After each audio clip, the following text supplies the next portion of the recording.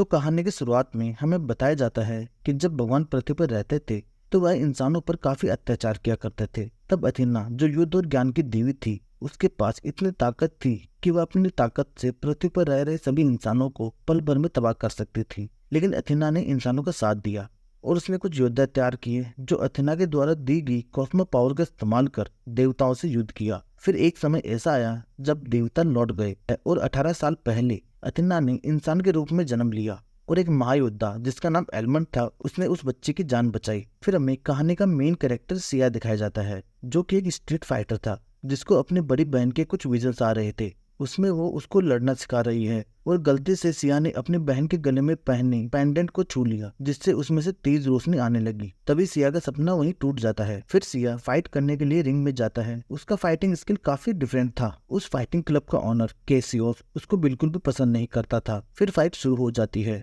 और फाइट करते समय सिया कैसियोस को भी लड़ने के लिए उकसाता है, जिसके चलते कैसियोस भी रिंग में कूद जाता है। कैसियोस काफी खतरनाक फाइटर था जिसने आज तक एक भी फाइट नहीं हारी। फिर वो सिया से लड़ने लगता है। सिया उसके सामने काफी कमजोर पड़ जाता है और उसी फाइट के चलते सिया को अपनी बहन के सपने आते हैं। तभी उसके अंदर से एक जादुई रोशनी बाहर आती है जिसको वहाँ पर मौजूद सभी लोग देख रहे होते हैं। वहाँ पर एक ऐसा शख्स भी मौजूद था जो कि इसके बारे में सब कुछ जानता है। फिर सिया कैसियोस की बुरी तरह पिटाई करता है और वहाँ से भाग जाता है। तभी वहाँ उसे एक आदमी मिलता है और कहता है कि मेरा बॉस तुमसे मिलना चाहता है। तब सिया उसे मना कर देता है और क्लब से बाहर आ जाता है। तभी वहाँ उसे एलमंड मिलता है। वो उसे कहता है कि तुम्हारे पास कुछ शक्तियाँ हैं। उसके बारे में उसकी एक्स वाइफ वेंडर गुराड को पता चल गया है, जो उसे पकड़ने के लिए यहाँ पर आ रही होगी और उससे बचने के लिए तुम्हें मेरे साथ चलना होगा। तभी सिया उससे कहता है तुम्हारी एक्स वाइफ को मेरे से क्या चाहिए। तभी एलमंड उसे बताता है तुम्हारे अंदर जो कॉस्मो पावर है और उस पावर को वो छीनना चाहती है और तुम्हें अभी मेरे साथ चलना होगा। तभी सिया देखता है कि गुराड की फोर्स वहाँ पर पहुंच जाती है और सिया आलमंड के साथ वहाँ से भागने लगता है और पीछे आलमंड का एक आदमी गुराड के लोगों पर एक खास वेपन से हमला करता है। लेकिन उन हमलों का उन योद्धाओं पर कोई असर नहीं हो रहा था, क्योंकि उन्होंने एक खास तरह का आर्मर पहन रखा था जो कि काफी पावरफुल था। लेकिन सिया और आलमंड वहाँ से भाग जाते हैं। गुराड अपनी स्पेसशिप से उन पर हमला कर रही थी, लेकिन वो लोग वहाँ से बचते हुए एक जगह पर पहुंच जाते हैं। तभी सिया कहता है कि जब तक तुम मुझे सब कुछ नहीं बताओगे कि यहाँ क्या हो रहा है, मैं तुम्हारे साथ नहीं जाऊंगा। तभी माए लोग सिया को वहीं बेहोश कर देता है। सिया को बेहोशी की हालत में ही अपनी बड़ी बहन पैट्रिसिया के सपने आने लगते हैं। जब सिया ने उस पेंडेंट को छुआ था तो उसमें से कुछ पावर रिलीज हुई। उसके बाद पैट्रिसिया को लगता है कि वहाँ पर कुछ लोग आ रहे हैं। तभी पैट्रिसिया सिया को छुपा देती है। तभी उसके घर पर हमला हो जाता है और वहाँ एक औरत पैट्रिसिया को अपने साथ लेकर चली जाती है। उस दिन के बाद सिया अपनी बहन से कभी नहीं मिला। उसके बाद सिया को होश आ जाता है और वो एलमंड के ठिकाने पर पहुंच जाते हैं। तभी एलमंड सिया को बताता है कि वह एक महायोद्धा है और अथेना को प्रोटेक्ट करना ही उसका मकसद है। लेकिन सिया को उसकी बातों पर विश्वास नहीं हो रहा था। तभी सिया कहता है कि मैं कोई महायोद्धा नहीं हूँ, मैं तो सिर्फ एक आम इंसान हूँ और मुझे यहाँ से जाना है। तभी वहाँ पर सियाना नाम की एक लड़की आ जाती है जो कि देवी अथेना का पुनर्जन्म थी। पर सिया को लग रहा था कि यह तो सिर्फ एक साधारण लड़की है, कोई देवी नहीं। फिर वो कुछ बातें करते हैं जितने में सियाना में से देवी अथेना की पावर बाहर आने लगती है। फिर कुछ देर बाद वो शांत भी हो जाती है। तब जाकर सिया को उसकी बातों पर भरोसा होता है। उसके बाद सियाना सिया को अपने बारे में सारी बात बताती है। वो बताती है कि मैं सोने के कवच में आसमान से गिरी थी और मेरे पिता एलमंड और गिराड ने मुझे बचाया। उसके बाद गिराड ने कुछ समय बाद उसके पिता को धोखा दे दिया और सोने के कवच से कुछ ऐसे हथियार तैयार किए जो कि बहुत ज्यादा पावरफुल थे और अब वह उन्हीं हथियारों का इस्तेमाल करके मुझे मारना चाहती है। जब तक मैं पूरी तरह अथेना नहीं बन जाती तब तक गिराड से बचाना तुम्हारी जिम्मेदारी है। तब सिया कहता है कि मुझे मेरी बहन पैट्रिसिया की तलाश है। अगर मैं अपनी पावर को कंट्रोल करना सीख जाता हूँ तो मैं उसे ढूंढ सकता हूँ। एलमंड का मानना है कि मैं एक पेगासस नाइट हूँ जिसका काम है देवी अथेना की रक्षा करना, पर मुझे ये सब बेतुकी बातें लगती है। फिर अगले दिन सिया को एक आइलैंड पर लेके जाया जाता है जहाँ उसे एक मरीन नाम की योद्धा मिलती है जो उसे उसकी शक्तियों पर काबू करने की ट्रेनिंग देने वाली थी और उसे एक योद्धा बनाने वाली थी। ट्रेनिंग की शुरुआत में वो उसे एक पत्थर तोड़ने के लिए देती है, लेकिन सिया उसे नहीं तोड़ पाता। तभी मरीन उसे बताती है कि तुम्हें अपनी पावर पर फोकस करना होगा, तभी तुम एक पेगासस योद्धा बन सकते हो। उसके बाद मरीन उसके साथ लड़ने लगती है। सिया उससे काफी मार भी खाता है और सिया को बार बार उसकी कॉस्मो पावर पर फोकस करने के लिए कहती है, पर सिया ऐसा नहीं कर पाता, जिसके चलते चलते उसकी ट्रेनिंग काफी समय तक चलने वाली थी। दूसरी तरफ गुराड भी कैसियोस के पास पहुंच जाती है। कैसियोस कहता है कि मुझे एक मौका चाहिए जिससे वो सिया को खत्म कर सके। फिर गुराड कैसियोस को अपने फोर्स में शामिल करने का फैसला करती है और उसे एक पावरफुल सूट देती है और कहती है कि तुम सिर्फ सिया को खत्म कर दो और सियाना को मैं मार दूंगी ताकि अथीना कभी अपने असली रूप में ना आ सके। और दूसरी तरफ सियाना की शक्तियां भी दिन ब दिन बढ़ती जा रही थी। वो अपने सपनों में देखती है कि वो पूरी तरह से अथीना बन चुकी है और उसने पूरी दुनिया को तबाह कर दिया। फिर जब उसकी आंख खुलती है तो अपने सपने के बारे में एलमंड को बताती है। फिर एलमंड उसे कहता है कि अथीना ज्ञान की भी देवी थी, तुम अपने ज्ञान की शक्ति से इस दुनिया की हिफाजत कर सकती हो। दूसरी तरफ सिया मरीन से अपने पावर को कंट्रोल करने की ट्रेनिंग ले रहा था, पर अभी तक वो कामयाब नहीं हुआ था। वो मरीन को बताता है कि मैं बस अपनी बहन को ढूंढना चाहता हूँ, पर मरीन उसे कहती है तुम्हारा एक ही लक्ष्य है और वो है अथेना की रक्षा करना और पेगासस नाइट बनना। अगर तुम यह कर पाते हो तो तुम्हारी बहन भी जरूर मिलेगी। अगले दिन सिया नई उम्मीद के साथ अपना अभ्यास शुरू करता है और वो धीरे धीरे उससे बेहतर बनता जा रहा था। दूसरी तरफ एलमंड का एक साथी गुराड के कब्जे में था। गुराड उससे एलमंड की लोकेशन उगलवाना चाहती थी, पर अभी तक उसे कामयाबी नहीं मिली थी। गुराड का एक खास आदमी जिसका नाम नीरो था, जो अपनी खास पावर से उसको डराता है, जिससे वह लोकेशन बता देता है। सिया भी अपनी कड़ी मेहनत से शक्तियों पर काबू पाना सीख गया था। ऐसा करने पर उसके गले में पहना पेंडेंट एक बॉक्स बन जाता है और उसमें से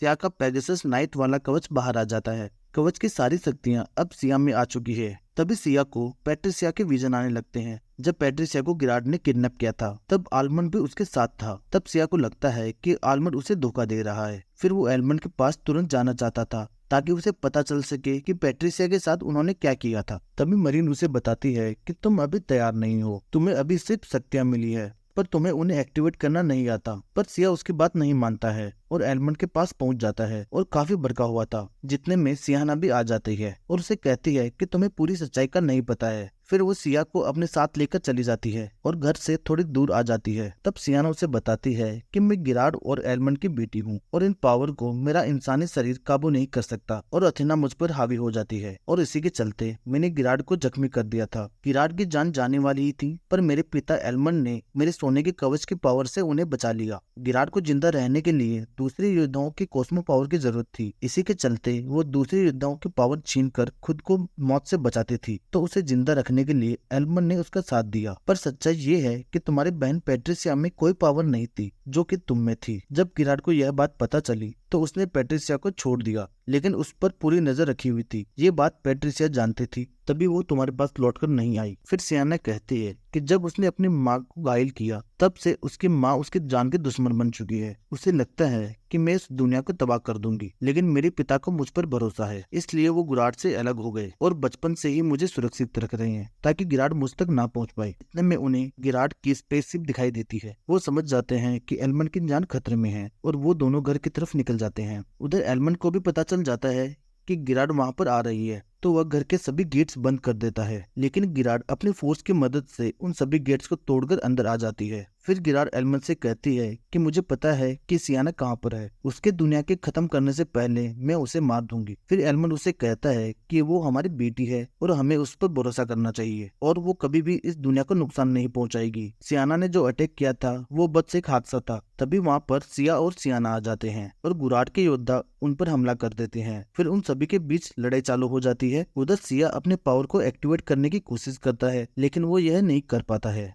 जिसके कारण कैसियोस उसे बुरी तरह पीट देता है क्योंकि कैसियोस की पावर बहुत ज्यादा बढ़ चुकी थी। फिर एलमंड सियाना को बचाने के लिए गिराड को मारने की डिसाइड करता है और पूरे घर को ब्लास्ट कर देता है। गिराड समय रहते वहां से निकल जाती है। सिया भी काफी जख्मी हो चुका था। वो देखता है कि गिराड के लोग सियाना को लेके जा रहे थे, पर वो उसकी मदद नहीं कर पाता। फिर अगले सीन में हम देखते हैं कि गिराड सियाना को मारने की तैयारी कर रही थी और उसे बताती है कि मेरे पास इसके अलावा और कोई तरीका नहीं है दुनिया को बचाने का, मुझे तुम्हें मारना ही होगा। उसके बाद वो सियाना को धीरे धीरे मारने लगते हैं क्योंकि वो उसे अचानक से नहीं मार सकते, नहीं तो अथेना जाग जाएगी और वह सब कुछ तबाह कर देगी। दूसरी तरफ सिया को भी होश आ चुका था, तो माइलर उसे बताता है कि गिराड सियाना को लेके जा चुके हैं, अब वह कुछ नहीं कर सकते हैं। इसके बाद सिया अपनी कॉस्मो पावर का यूज करके मरीन से कांटेक्ट करने की कोशिश करता है। मरीन उससे कहती है कि तुम बस सियाना पर फोकस रखो, कि तुम अपनी बहन से फोकस हटाकर सियाना पर फोकस रखो और तुम्हें तुम्हारी पावर वापस मिल जाएगी, जिससे तुम सियाना को बचा सकते हो। उसके बाद वह गुराड के अड्डे के लिए निकल जाता है, लेकिन उनका प्लेन रडार में दिख जाता है और गुराड के लोग उन पर हमला कर देते हैं। लेकिन सिया अपने पावर को एक्टिवेट करके प्लेन से कूद जाता है, पर इस बार वो पूरी तरह से तैयार था। जितने में गुराड के लोग उस पर हमला कर देते हैं, लेकिन उसके पावर के सामने सभी हार जाते हैं। अब यहाँ कैसियोस भी आ जाता है, जो सिया को मारने के लिए बेताब था। सिया उसे एक ही किक में हरा देता है। अंदर सियाना को मारने की प्रोसेस चालू थी, जो कि काफी ज्यादा तड़प रही थी। यह देख गुराड के अंदर की ममता जाग जाती है। वो अपनी बेटी को ऐसे मरते हुए नहीं देख सकती। फिर वह इस प्रोसेस को रोकने के लिए कहती है, लेकिन नीरो उसकी बात नहीं मानता और बोलता है कि सियाना तो जरूर मरेगी। जितने में गिराड अपने फोर्स को नीरो पर हमला करने के लिए कहती है। फिर नीरो अपने पावर का यूज करता है। दरअसल नीरो एक फिनिक्स नाइट था। फिर वो सबको मारकर गुराड पे हमला कर देता है और कहता है कि मुझे सियाना को तो मारना ही था, पर मुझे तुम्हारे सोने के कवच के पावर भी चाहिए। फिर नीरो वो पावर ले लेता है। जितने में वहाँ सिया आ जाता है। फिर उन दोनों योद्धाओं में तगड़ी फाइट देखने को मिलती है। दोनों बहुत ज्यादा पावरफुल थे, इसलिए कोई भी हार मानने के लिए तैयार नहीं था। फिर वो दोनों अपने पावर से एक बहुत बड़ा धमाका करते हैं, जिससे वहाँ की छत टूटकर नीचे गिर जाती है। फिर गुराड देखती है कि सियाना जल्दी ही मरने वाली है। फिर वो उस मशीन को बंद कर देती है। जितने में उसमें से अथेना बाहर आ जाती है। फिर नीरो उसे मारने के लिए उस पर हमला करता है, पर अथेना अपने पावर से उसे दूर फेंक देती है। अथेना की पावर इतनी ज्यादा थी कि उसके आसपास की जगह तबाह होने लगती है। फिर वह सिया को कहती है कि वह खुद पर काबू नहीं कर सकती। ये शक्ति मेरे कंट्रोल में नहीं है। कुछ भी करके मुझे रोक लो, नहीं तो ये दुनिया तबाह हो जाएगी। फिर सिया उसे समझाता है कि तुम सिर्फ युद्ध की देवी ही नहीं हो, तुम ज्ञान की देवी भी हो, जिसने हमेशा इंसानों की मदद की है, और तुम आज भी इस दुनिया को तबाह नहीं करोगी बल्कि बचाओगी। सिया की बातें सुनकर सियाना फाइनली अपनी शक्तियों पर काबू पा लेती है और यह दुनिया तबाह होते होते बच जाती है। फिर सियाना अपने नॉर्मल फॉर्म में भी आ जाती है और वो अपने माँ के पास जाती है। गुराड बहुत जख्मी हो चुकी थी और वह माफी मांगती है, क्योंकि उसने जो किया था वो माफी के लायक नहीं था। पर सियाना उसे माफ कर देती है और अपने पावर से उसे ठीक कर देती है। आल्बर्न का खास आदमी माइल भी इस जंग में जिंदा बच जाता है। साथ में हम देखते हैं कि फिनिक्स नाइट नीरो भी जिंदा बच जाता है। फिर सियाना सिया को बताती है कि अथेना अब जाग चुकी है और सभी देवता जंग की शुरुआत भी करेंगे। हमें इंसानों की मदद करने के लिए जोडिक के महायोद्धाओं को ढूंढना होगा, और वो पूरी दुनिया में कहीं पर भी हो सकते हैं। उन सभी की मदद से हम इन देवताओं का सामना कर सकते हैं, लेकिन इससे पहले हमें तुम्हारी बहन पेट्रिसिया को ढूंढना होगा। और इसी के साथ यह मूवी खत्म हो जाती है। Thank you.